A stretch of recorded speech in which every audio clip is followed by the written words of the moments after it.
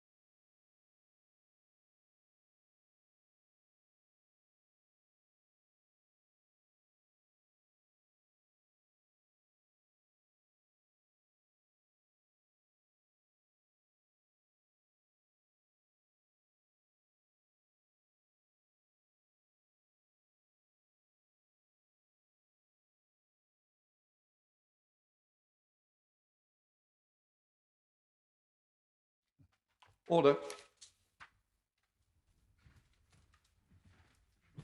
We now come to questions to the Prime Minister. I will first call the Prime Minister to answer the engagements question. I will then call Claire Anna to ask her supplementary. Prime Minister. Mr. Speaker, Captain Sir Tom Moore, or Captain Tom as we all came to know him, dedicated his life to serving his country and others. His was a long life lived well, whether during his time defending our nation as an army officer, and last year bringing the country together through his incredible fundraising drive for the NHS that gave millions a chance to thank the extraordinary men and women of our NHS who protected us in this pandemic. As Captain Tom repeatedly reminded us, please remember tomorrow will be a good day. He inspired the very best in us all, and his legacy will continue to do so for generations to come. Mr. Speaker, we now all have the opportunity to show our appreciation for him and all that he stood for and believed in. That's why I encourage everyone to join in a national clap for Captain Tom and all those health workers for whom he raised money at 6 p.m. this evening.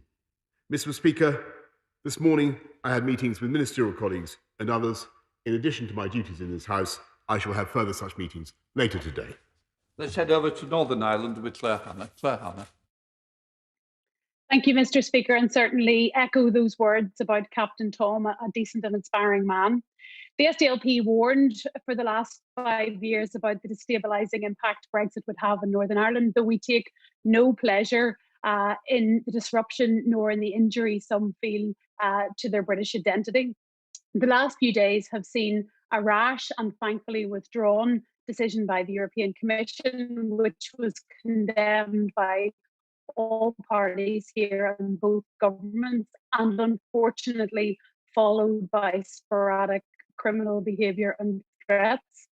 Will the Prime Minister, in affirming the rule of law in Northern Ireland, to consider seriously the impact of their words and work together through the available structures to ensure that the new arrangements work for everybody in Northern Ireland? Prime Minister.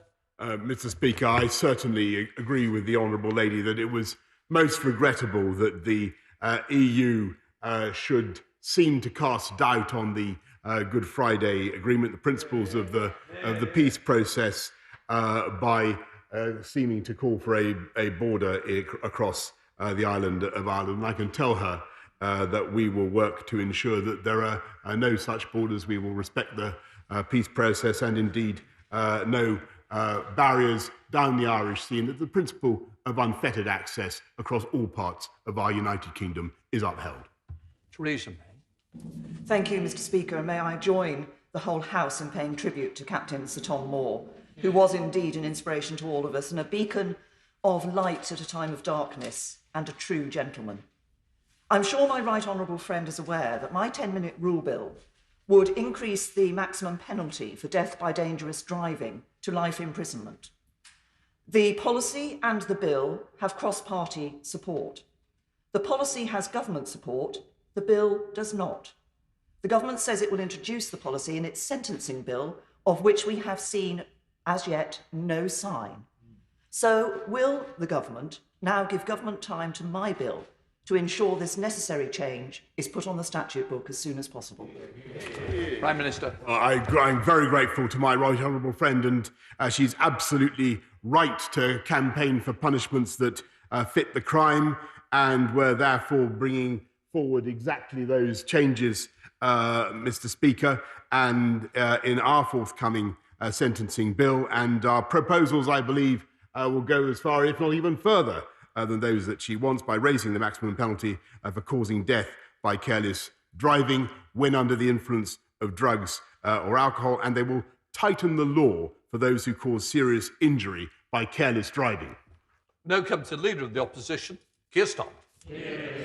Thank you, Mr. Speaker. Can I join you and the Prime Minister in sending my condolences to the family of Captain Sir Tom Moore? He, perhaps more than anyone, embodied the spirit of Britain, and he will be sadly missed. And I welcome the initiative that the Prime Minister spoke of a clap this evening. Mr. Speaker, our thoughts are also with the family of Maureen Colquhoun, the first openly lesbian MP and a great champion of women's rights. Mr. Speaker, let me pay tribute to our NHS and all of those on the front line who are delivering the vaccine. Today, we're likely to hit 10 million vaccinations, which is remarkable. The biggest risk to the vaccine programme at the moment is the arrival of new variants, such as the South African variant. On that issue, the government's own scientist, Sage, said 2 weeks ago, and I quote, "Only a complete preemptive closure of borders or the mandatory quarantine of all visitors upon arrival can get close to fully preventing new cases or new variants." So pretty clear. So why did the Prime Minister choose not to do the one thing that Sage said could prevent new variants coming to the United Kingdom? Prime Minister. Well, actually, Mr. Speaker, Sage did not recommend a complete ban, and they say that travel bans should not be relied upon to stop importation of new variants. But we do have, Mr. Speaker, one of the toughest regimes in the world, and anybody coming from South Africa not only has to do a test before they come here, but anybody coming from South Africa now, British citizens returning from South Africa now, will find themselves obliged to go into quarantine for 10 days, and they will have an isolations assurance agency checking up on them. And it is illegal now, Mr. Speaker, to go on holiday in this country. It is illegal to travel from South Africa or all the countries on the current red list. And we will be going forward, Mr. Speaker, with a plan to ensure that people coming into this country from those red list countries immediately have to go into government-mandated quarantine hospitality. Keir Starmer. Mr. Speaker, I'm intrigued by the Prime Minister's answer. I don't think he disputes what Sage's view was, that only a complete closure or comprehensive quarantine of all arrivals will work. He doesn't seem to dispute that. He says it simply wasn't a recommendation. I would ask the Prime Minister to publish the full Sage minutes so that we can see what was said in full, or if there's some other advice, perhaps publish that. Because the situation is this: we know the South African variant is spreading across England, and measures are in place to try to deal with that. We also know that other variants are out there in other parts of the world. So is the Prime Minister really saying, just as a matter of common sense, is he saying that quarantining all arrivals would make no difference to fighting new variants of the virus? Or is he saying that quarantining all arrivals at the border would make a difference, but it's too difficult to do it? Prime Minister. Mr. Speaker, this is the right honourable gentleman who only recently said that quarantine measures were a blunt instrument, and whose Shadow Transport Secretary said that quarantine should be lessened. We have one of the toughest regimes in the world, And I think when he calls for a complete closure of borders or suggests that might be an option, Mr. Speaker, he should be aware that 75% of our medicines come into this country from the European continent, 45% of our food. 250,000 businesses in this country rely on imports. It is not practical completely to close off this country, as he seems to be suggesting. What is practical to do is have one of the toughest regimes in the world and to get on with vaccinating the people of this country, which is what we are doing, Mr. Speaker. Mr. Speaker, what he says about the Labour position is complete nonsense. He knows it. It's the 3rd of February 2021. We've new variants in the country, our schools are shut, and our borders are open. Everybody knows there are exceptions, whatever the quarantine regime. Everybody knows that. And that's not what this question is about. The position is this: 21,000 people are coming into this country every day. The Prime Minister's new border arrangements are still weeks away from being implemented and will only affect direct flights from some countries. We know from the first wave of the pandemic that only 0.1% of virus cases came from China, where we had restrictions, whereas 62% came indirectly from France and Spain, where there were no restrictions. Why does the Prime Minister think that the variants of the virus will behave differently and only arrive in the UK by direct flights? Prime Minister. Mr. Speaker, he can't have it both ways.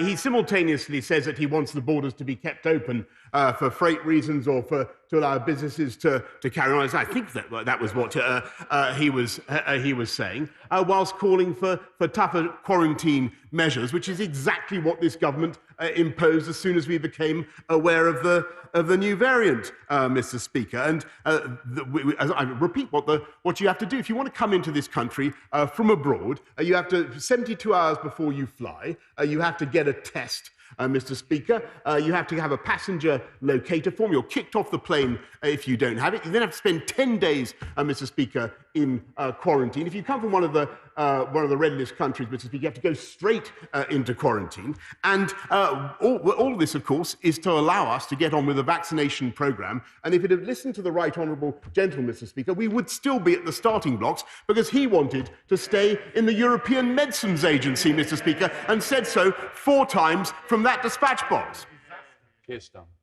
Nonsense. Don't let the truth get in the way of a pre-prepared gag. Mr. Speaker, the Prime Minister knows I've never said that from this dispatch box or anywhere else, but the truth escapes him. Mr. Speaker, he describes the current arrangements. If they were working, the variant wouldn't be in the country, the single biggest threat to the vaccine system. Mr. Speaker, let me turn to another area where the government's been slow to act: the cladding crisis. This is affecting millions of people. And I can't tell the Prime Minister how anxious and angry people feel about this. It's now 3.5 years since the Grenfell tragedy, which took 72 lives. So can the Prime Minister tell the House and the country why, 3.5 years on, are there still hundreds of thousands of people living in homes with unsafe cladding? 3.5 years on, and why are millions of leaseholders in homes that they can't sell and facing extortionate costs? Prime Minister. Mr. Speaker, in respect of the honourable gentleman's last answer, may I advise him to consult YouTube, where he will find an answer. He raises a very important point about cladding and the predicament of some leaseholders, of many leaseholders. And he's absolutely right, Mr. Speaker. This is a problem that needs to be fixed. This government is getting on with it. 95% of the high-rise buildings with unsafe ACM cladding work is either underway, they are either complete or underway to remove that cladding, Mr. Speaker. I very much appreciate and sympathise with the predicament of leaseholders who are in that situation, but we are working to clear the backlog, and I can tell him that my right honourable friend, the Chancellor, and the Community Secretary will be coming forward with a full package to address the issue. Yes, Mr. Speaker, whatever the Prime Minister claims being done isn't working. Because this is the situation. Through no fault of their own, huge numbers of people, especially leaseholders, are stuck in the middle. They are living in unsafe homes. They can't sell and they're being asked to foot the bill. That's the situation that they are in. Take, for example, Will Martin. He's a doctor who's got a flat in Sheffield. He's been spending his days on the front line fighting COVID in the NHS. He spends his nights worrying about the £52,000 bill that he now has to pay for fire safety repairs. He doesn't want future promises, Prime Minister. He doesn't want to hear that it's all been sorted when he knows that it hasn't. He wants to know here and now, will he or will he not have to pay that £52,000 bill?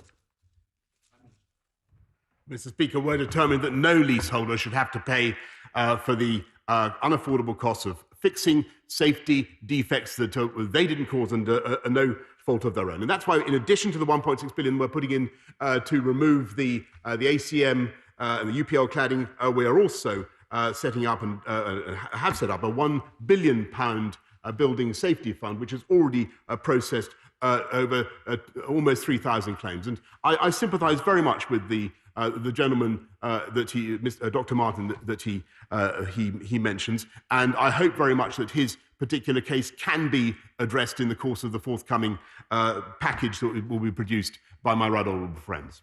Kirsten. There are thousands and thousands of people in exactly the same position. I spoke to leaseholders caught in the middle of this on Monday. One of them was Hayley. She's already gone bankrupt, Mr. Prime Minister. She's 27. She bought a flat, she's lost it, she's now bankrupt. It's too late for her. Those leaseholders that I spoke to had three very simple asks. This is what they want: immediate upfront funding for unsafe blocks, a deadline of next year to make buildings safe, and protection for leaseholders. We put those forward for a vote on Monday. The Prime Minister says he's determined to do something about it. What did he do? He ordered his MPs to abstain. If the Prime Minister is serious about moving this forward and ending this injustice, will he commit today to those simple asks from leaseholders? Mr. Speaker, we're getting on with the job of helping leaseholders across the country by remediating their buildings. And in addition to the funds I've already mentioned, I can tell him that we're also introducing a £30 million fund to install alarms and other interim measures. And we're making it very clear to the mortgage industry that they should be supporting people living in such accommodation, and and making it clear to all sectors of the industry that people living in such homes should not be tied up in the whole EWS one process. And that will benefit about 450,000 homeowners, Mr. Speaker. I think he's right to raise the problem, but we're getting on with addressing it, Mr. Speaker. And we're getting on with addressing the fundamental problem that afflicts this country, and that is the COVID pandemic. And that's why I'm pleased that we've now done 10 million first vaccinations across the country. And I repeat, Mr. Speaker, had we listened to the right honourable gentleman, we would be stuck at go, because he's shaking his head, but he can check the record. Several times he said that this country should remain in the European Medicines Agency. And if he wishes to on a point of order, to correct me, because he said it was wrong just now, I think he should study the record and he'll find that is exactly what he did. We want to get this country safe again. We want schools to come back. Mr. Speaker, he continues to refuse to say that schools aren't safe, Mr. Speaker. And on the contrary, he spends his time looking at Labour focus groups who tell him that he should stop sitting on the fence. And Prime Minister, Mr. Speaker, no, Prime Minister, just in fairness, I think we've got to be somewhere near the question that was asked, and I don't want you to go around the world answering every problem and issue. There's a lot more questions who's going to allow you to do that, and the first one's coming, Marco Longi. Thank you, Mr. Speaker. And may I join the Prime Minister with his moving words towards Captain Sir Tom Moore, who was an inspiration to each and every one of us in this country and beyond, may I say. Yeah. Mr. Speaker, the Priory Boxing Club in Dudley has produced many champions, including Ryan Aston, who became champion 5 times in this country. May I ask the Prime Minister to join me in paying tribute to Paul Goff at the club, who is working with young boys and girls who are often who have been excluded from mainstream education. And may I ask him also to pay tribute to the council leader, Patrick Harley, who has agreed and is supporting a new school in partnership with the club to ensure that these young people are actually going to be getting academic qualifications as well, increased self-belief and new opportunities for the future. Prime Minister. Mr. Speaker, I thank my honourable friend for raising this excellent club, and I'm happy to join my honourable friend in paying tribute to the work of Paul Gough and Patrick Harley, everybody at that Priory Boxing Club. And I know from personal experience what a huge difference it can make, not just to young people's fitness, but also to their educational success to attend boxing clubs, Mr. Speaker. Let's head up to the leader of the SNP in Skye and Loch Harbour, Ian Blackford. Thank you, Mr. Speaker. And can I associate myself with your remarks about the remarkable gentleman, Captain Sir Tom Moore? Everything that he's done, he has been an inspiration to each and every one of us. And I would like to send my condolences to his family and friends. Mr. Speaker, last week, we told the Prime Minister it was wrong for him to visit Scotland in the middle of a pandemic. We told him it was a non-essential visit. Mr. Speaker, this morning, the Daily Record newspaper revealed that the Prime Minister knew that the Livingston plant that he was visiting had an outbreak of 14 COVID cases just 24 hours earlier. There are serious questions to answer. Did the Prime Minister and his advisors know about the COVID outbreak? When did they know? And when did the Prime Minister make the irresponsible decision to go ahead with what was a PR stunt? Minister. Mr. Speaker, I can think of a few things more important than to see the rollout of the vaccination programme across this country, to encourage the wonderful companies who are doing great work across the whole of Scotland, to see the commitment of those Scottish scientists to helping us all to defeat the pandemic. And it was fantastic to talk to them, Mr. Speaker. And I would just repeat that the government remains, as I said yesterday, very willing to help Scotland with the rollout of vaccines across the whole of the UK. Returning to Ian Blackford. Ian Blackford. And there is the wow factor once again with the Prime Minister. What an absolute shambles that he's gone to a plant where there was a COVID outbreak, and the Prime Minister can't just explain away this absolutely shocking error of judgment. Anyone can see that his campaign trip to Scotland was utterly reckless. The Daily Record story is very clear. The Prime Minister and his advisors knew there was a serious COVID outbreak at this plant. They knew the visit posed a risk, but they made a deliberate choice. They made the irresponsible choice. The Prime Minister put politics before public health. Prime Minister, why be so reckless? Is it any wonder that people in Scotland have no faith in this Prime Minister? Isn't he the worst possible leader at the worst possible time? Mr. Speaker, I think what the people of Scotland want to see is the whole country pulling together and working to develop the vaccine, as that fantastic plant in Scotland is doing. One of the advantages of the Valneva vaccine is that it may be able to combat all sorts of variants in a very comprehensive way. It's amazing, wonderful to see Scottish scientists working to do that. I had a fantastic time.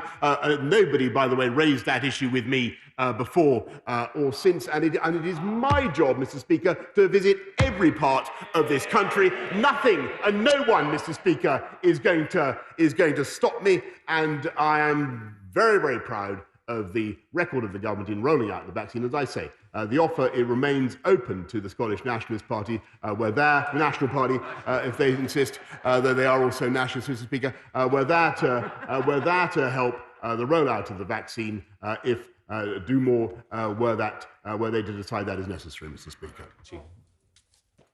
Thank you, Mr. Speaker. Closing the attainment gap has always been at the heart of our education policy, and yet we know that the pandemic is having a devastating effect on our children's education. I welcome the Prime Minister's commitment to prioritise the opening of our schools. Would he also agree with me that we must put the catch-up of children's missed education at the centre of our recovery programme? Yes, indeed, Mr. Speaker. That's the single most, I think, of all the challenges now facing the country. It is remedying the damage to children's education. Yes, of course, we've got to clear up the backlog in the NHS. We have problems in the courts, but it is education that is going to be the focus of this government, Mr. Speaker, and repairing the differential learning that's taken place during the crisis. Let's head to Northern Ireland with Stephen Farry. Stephen Farry. Thank you, Mr. Speaker. We need to be open and honest on the reasons why the Northern Ireland Protocol exists, but do all we can to make its implementation as easy as possible. So in that spirit, in the talks with the EU that will take place over the coming days, will the Prime Minister make it a priority to seek a UK-EU veterinary agreement, which would help both with respect to the Northern Ireland Protocol, but also all UK food exporters? Mr. Speaker, I'm very grateful to the honourable gentleman, and we do think that it is very important that the protocol should not place unnecessary barriers or barriers of any kind down the Irish Sea. It was, as I said to a colleague earlier, I think it was most unfortunate that the EU seemed to want to impose a barrier across the island of Ireland. We seek to make sure there are no such barriers, Mr. Speaker, down the Irish Sea. Let's head to Gloucestershire with Lawrence Robertson. Lawrence Robertson. Thank you, Mr. Speaker. Some of my constituents had their Christmases ruined because the heavy rainfall and local inappropriate development caused foul water to enter their homes, causing them great difficulties. So will the Prime Minister appoint a statutory body with the specific and undeniable responsibility of ensuring that no developments can automatically tap into existing drainage systems, and that before developments begin, a full assessment is made of the local drainage capacity, and if that capacity would be inadequate, that the development does not begin until the infrastructure is upgraded?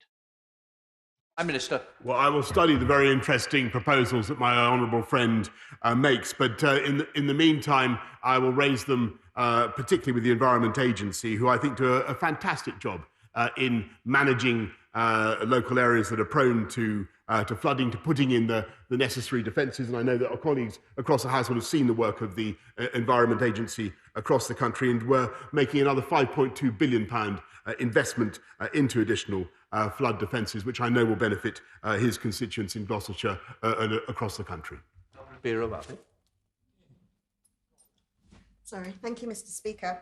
The Prime Minister was not born in this country. My parents were not born in this country. I was, but we are all British. There are, however, hundreds of thousands of children, including in my constituency in Streatham, who, like us, born or raised here, are entitled to citizenship but priced out by a £1,012 fee. Without it, they face barriers to university, work, healthcare, renting a home, or opening a bank account. Does the Prime Minister agree with me that it's wrong that the government makes 60% profit on these applications? And will he take steps to reduce or even end citizenship fees for children? Mr. Speaker, I think that British citizenship is a wonderful thing, and it's fantastic that so many EU nationals have taken up the opportunity to become British in the course of the last few years. I'm interested in the point that the honourable lady makes. I will study it, but clearly there are costs that must be borne by the taxpayer, and I think that she will appreciate that citizenship at any time of life is a very considerable prize and worth investing in. Thank you, Mr. Speaker. The police have been one of our public services who've been absolutely essential during the pandemic. So will my right honourable friend join me in welcoming the fact that the Kent Police and Crime Commissioner Matthew Scott has announced another 145 police officers during this year, bringing to the total of 800 extra police we have on the streets of Kent, and most importantly, that this has been accompanied by a reduction of 17,000 in the crime numbers in Kent this year. Mr. Speaker, I thank my right honourable friend, who's a long-standing and redoubtable campaigner for law and order and for the police, and I also congratulate Crime Commissioner Matthew, Police and Crime Commissioner Matthew Scott, for what he's doing to back the police and to recruit more police in Kent, and that's why we are putting another 20,000 more officers on the streets of this country, and I think we've already recruited about 6,000, Mr. Speaker. Let's head up to the northeast with Julie Elliott. Julie Elliott. Thank you, Mr. Speaker. Last week, the government responded to concerns from our care workers by stating, "We're immensely proud of all our care workers do."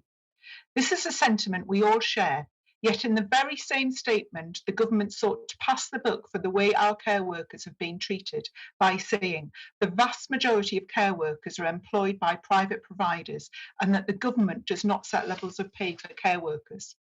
Why won't this government commit to ensuring our care workers are paid a wage they can live on?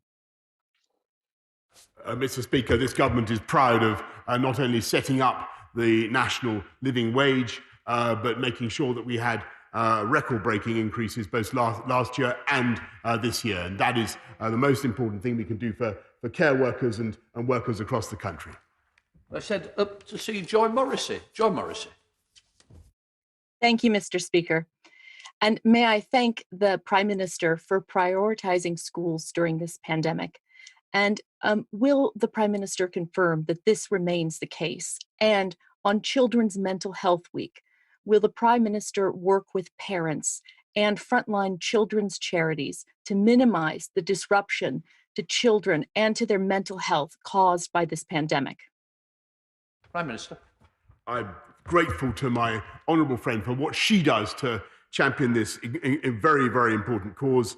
And it is Children's Mental Health Week this week, and partly in recognition of the extent of the problem and the issue across the whole of the country, we've announced a new youth mental health ambassador who's going to be working with the government, Dr. Alex George, who'll be working with the government to underline the importance of mental health resilience, Mr. Speaker, and making everybody in our country better able to deal with some of the problems that life throws in our way.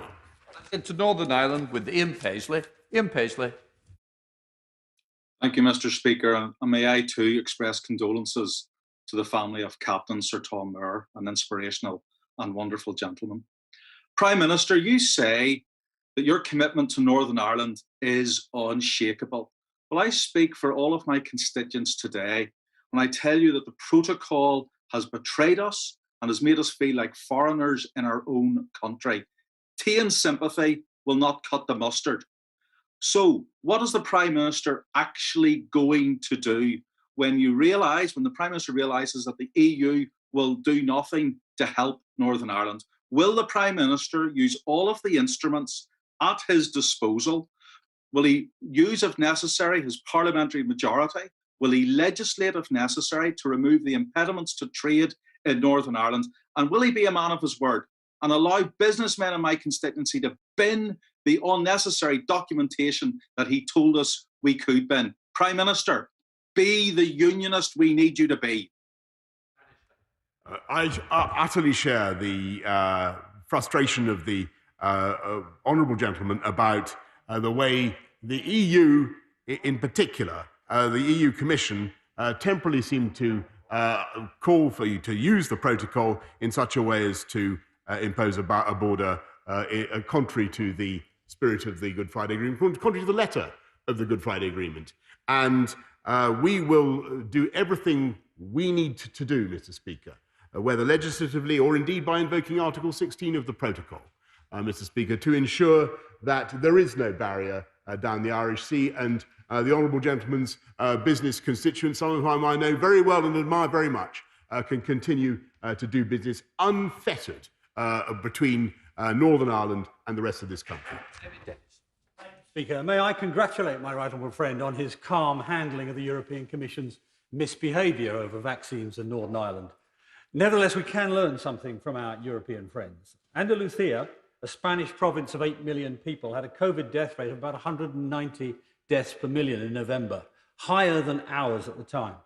After giving activated vitamin D, calcifidiol, to care home residents and some GP patients, that death rate almost halved, whilst ours was doubling. Can he ask his advisors to look urgently again at the very latest Spanish research about this cheap, safe and apparently effective treatment? I'm very grateful to my right honourable friend, and we will continue to monitor all the evidence about the efficacy of vitamin D in the treatment that he he mentions. I'm well aware of it, and indeed we've discussed it before personally, Mr. Speaker, and I'll keep him updated on the review that's currently taking place. Let's head up to the northwest with Rosie Cooper. Rosie Cooper. Thank you very much, Mr. Speaker. Scammerdale residents believe that they are an island of forgotten people. It's a 60s new town with very poor public transport and one of the lowest levels of car and vehicle ownership. For many, the only means of getting to doctors, schools, shops, or visiting loved ones is through 87 underpasses, many of which flood every time there's rain. Will the Prime Minister ask his officials to work with Lancashire County Council to find and fund a permanent, and I do mean a permanent solution, which doesn't involve providing canoes? Thank you, Mr. Speaker. I appreciate the desire of the honourable lady to. I am aware of the problem that she refers to in the flooding in the underground in the tunnels. We will certainly work with Lancashire County Council to mitigate the problem, to sort it out. But we are, and just to repeat, we have the funds available, and we'll make sure that it's done, Mr. Speaker. Jenkinson. Thank you, Mr. Speaker. We were delighted to hear that Maryport in my constituency of Workington was successful in our bid for a future High Streets Fund. One of my right honourable friend's 50 additional towns announced last August, and a bid I led when I was Deputy Leader of Allerdale Borough Council. We're hoping too for a positive outcome to our Towns Fund bid for Workington. Can I take this opportunity to thank my right honourable friend for all he's doing for my constituents and levelling up across the United Kingdom, and invite him, as soon as he is able, to visit my constituency to see for himself its potential.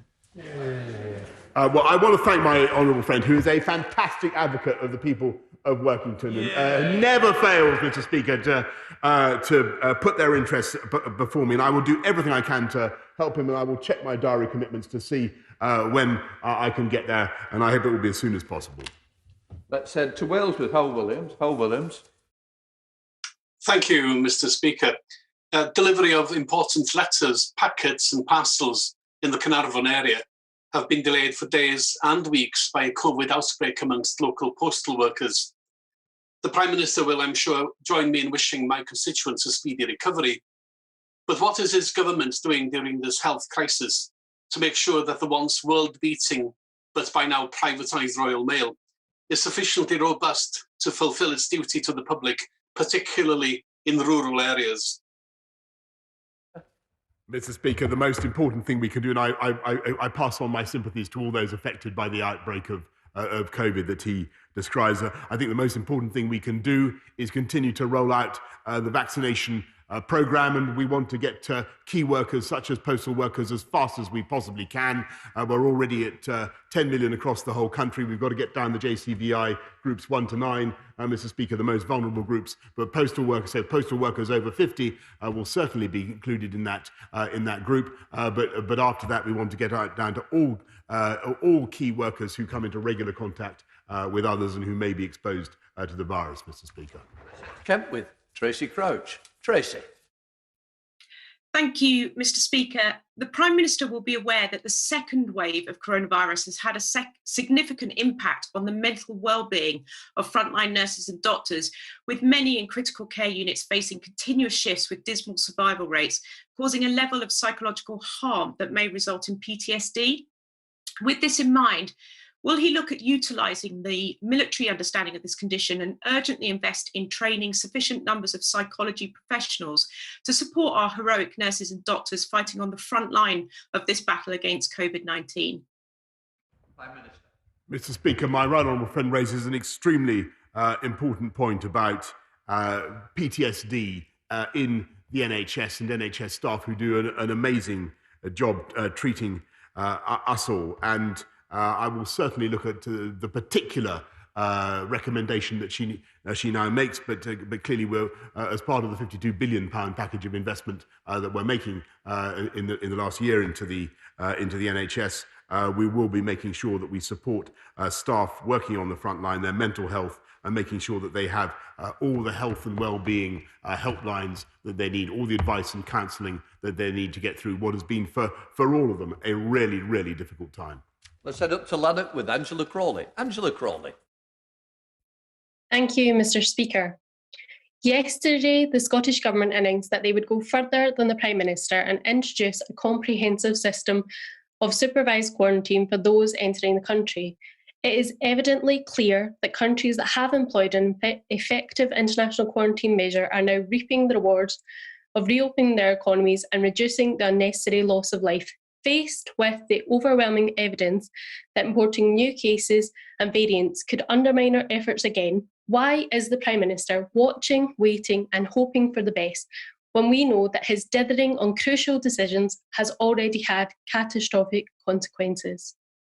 Mr. Speaker, I don't think anybody wants to take any lectures on speed of rollout or delivery of programmes from the Scottish Nationalist Party. But I want her to know that the government will be very, very happy to help with accelerating the rollout of the vaccine programme, as we said yesterday, and the offer is there. And vaccination of the people of this country is the single most important thing we need to do now together to beat this pandemic.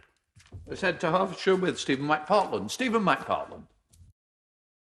Thank you, Mr. Speaker. Millions of leaseholders are living in fear because they have no idea how safe their buildings are, and they're also facing staggering bills which they cannot afford. Can the Prime Minister assure me that leaseholders will not have to pay to fix these historic fire safety defects, and also rule out loans to leaseholders, which are not a solution? Yes, Mr. Speaker, as I said earlier on, we're absolutely clear that leaseholders should not have to worry about the cost of fixing historic safety defects that they didn't cause, but I appreciate the sympathy and care with which he represents their interests. We're now heading to Stephen Timms. Stephen Timms. Thank you, Mr. Speaker. It's been estimated that 40,000 people were scammed out of their pensions in the 5 years after the pension freedoms took effect in 2015. Attractive deals on Google or Facebook turn out all too often to be a fraud. So will the Prime Minister ensure that the planned online harms bill tackles online financial harms in order to address this very serious problem? He makes an excellent point, Mr. Speaker, about online fraud. It is becoming an increasing concern of the government and I think of people across the country. People must be vigilant. We will look at what we can do, as he suggests, with the online harms bill or any other measures to protect people, particularly pensioners, against fraudsters online. And don't forget, the Prime Minister is asking the countries to get together and clap at 6 o'clock. I'm now suspending the House for 3 minutes to enable... No, they can't come back. I'm just going... Point of order, is it related to Prime Minister? Mr. Speaker, if it assists the House, perhaps I could help to correct the record. On the 31st of January 2017, the Right Honourable Gentleman opposite told the House, as recorded in Hansard, why would we want to be outside the European Medicines Agency, which ensures that all medicines in the EU market are safe and effective? Order. We're not continuing the debate. That correction will be on the record, but I'm not reopening a debate. I'm suspending the House for 3 minutes to enable the necessary arrangements for the next business to be made. Order.